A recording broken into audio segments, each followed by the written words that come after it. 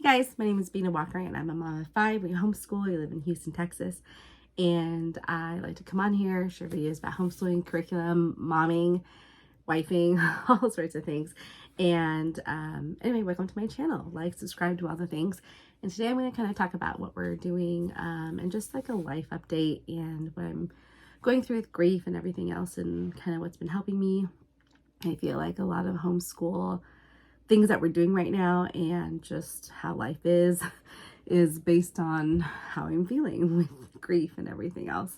And today marks 2 months since my dad passed away. He passed away unexpectedly, and he had pneumonia. We didn't really know he had pneumonia. He was on a ventilator. He was at the hospital for a week, and then we took him off the ventilator, and then he passed away.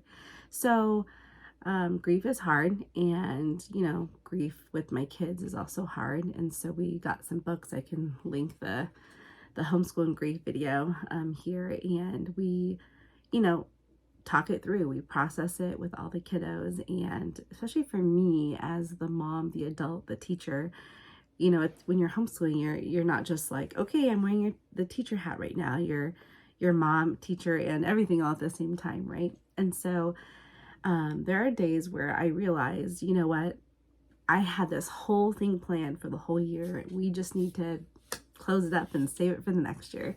And I started seeing a therapist about maybe 2 months ago just to deal with everything, right? Especially with death. It just added so much to my plate, and I was over it. I said, you know what? Why do I need to do this by myself? I'm going to fill my toolbox. I highly recommend talking to someone about anything. And when anything traumatic happens, go see a therapist. Anyway, so basically, we were just talking about how I can't control how my grief is going to look like, right? Like, death was out of my control. And so, it's okay that I had this whole year plan. Like, I have YouTube videos on here of like what I planned for the whole year. And it's okay that I have to stop and replan and redo things. And it's okay that it's not going as planned. And it's okay to come up with a new plan. And so I really have a hard time with doing things for myself, right? So I can self-regulate and help my kids self-regulate for their emotions. I can, help them do their schoolwork. I can make sure they read. I can make sure they're getting their workout in. I can make sure they're drinking enough water. But am I drinking enough water? Am I taking care of myself? Am I going outside and working out or going on walks or, just getting my me time, am I reading, right? And so it was just kind of eye-opening when my therapist was just like, Bina, are you doing any of this for yourself, basically?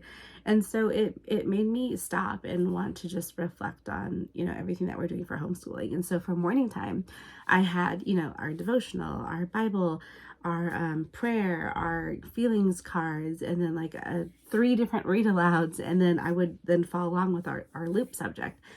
And that was taking about an hour-ish to an hour and 15 minutes every single morning. And I said, you know what? I want our mornings to be lighter. And so the last couple of days, I've done 0 loop subjects, and we've just done our devotional and our prayer, and then just talking. Hey, what are you looking forward to today doing in your work? Like, what are you most excited about? And I think that right now is perfect for my family for morning time. And I also decided we're not going to be doing our elective loop subjects as a family. We're probably just going to finish Who is God, because we only have like 4 more lessons left, and possibly character through literature, because we all need to work on our character. But around the world, and then we're going to finish the sort of the core, the loop subjects that I created on my own, like the artist study, the composer study, just because those are a little bit lighter and less work on me as teacher to kind of figure everything out.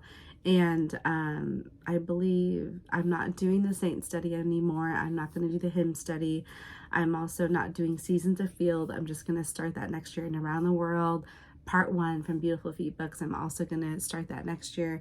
And Story of the World, we just finished up our 3rd volume. And so we finished our second volume, so we're gonna start the third volume in a couple months, and I'm okay with that. In their Timberdoodle kits, they have history, geography, they have all these other electives, science and everything else, these workbooks that they have, and their STEM work. So I'm okay with not doing the family subjects because they get that in their awesome elite kits from Timberdoodle. You guys go check them out. It's like curriculum in a box, but it's not just like textbooky. It's it's multi-sensory work, and I just like their approach, so go check them out.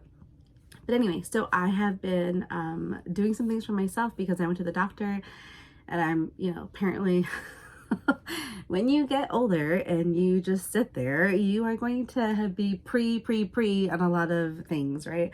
So anyway, it was just a nice wake-up call to be like, you need to get up and start moving.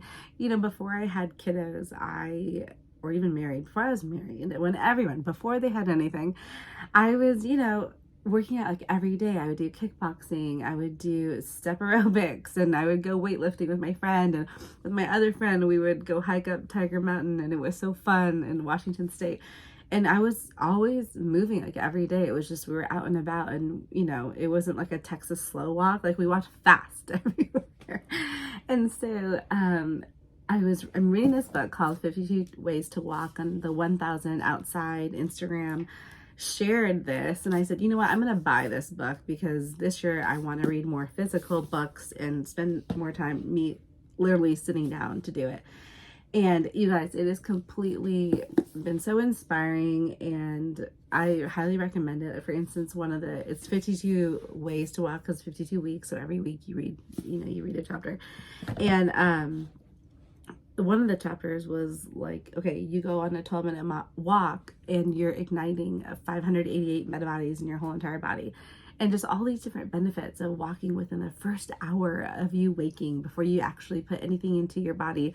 Go for a walk. It helps to, regulate your blood sugar throughout the whole entire day. There's just like all these different things. Walking through muddy water and how, this certain thing in the mud, releases serotonin in your brain. Just all these wonderful things. I love this book.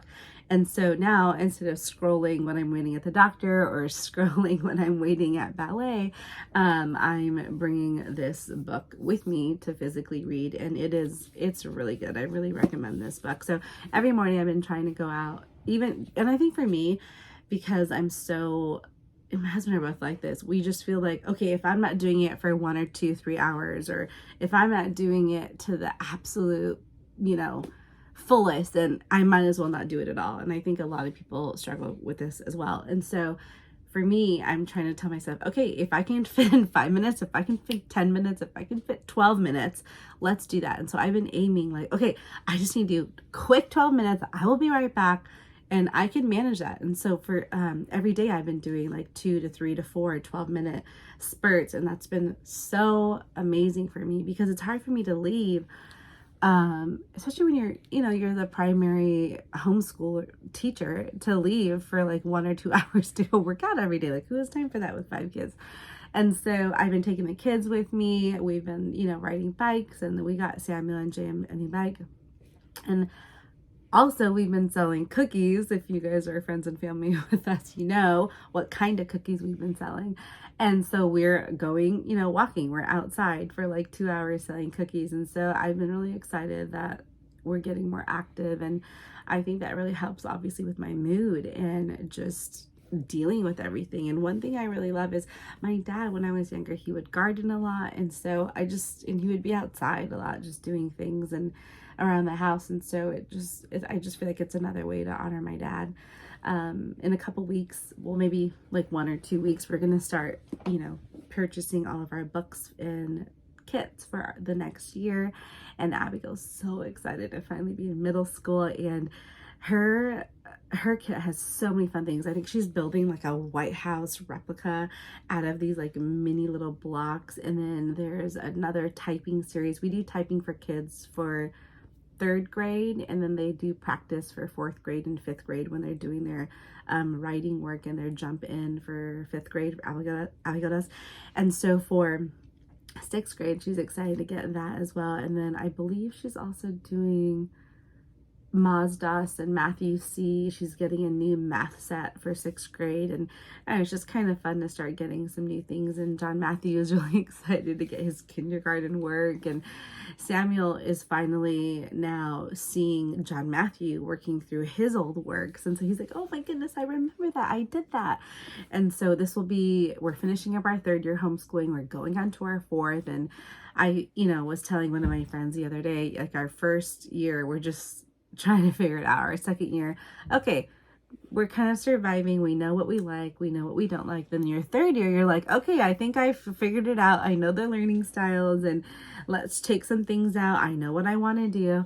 And for me, the 3rd year was not my typical 3rd year, how I imagined, because of, life and my father passing. So I feel like I need to redo my, my 3rd year of homeschooling, even though it's going to be our 4th. And so, I think with anything in life or anything that you plan, just knowing that you can be flexible and it's okay to change and it's okay to reassess. I mean, a lot of homeschool moms talk about this, where they just need to, okay, they, picked out this curriculum. Oh my word, it's not working at all with my kiddo. We're going to try something else, or lessen the load, or add something. And I love that, we have that flexibility. But anyway, thank you so much for watching, and look for some homeschool curriculum videos coming soon, and we'll talk to you guys later. Bye.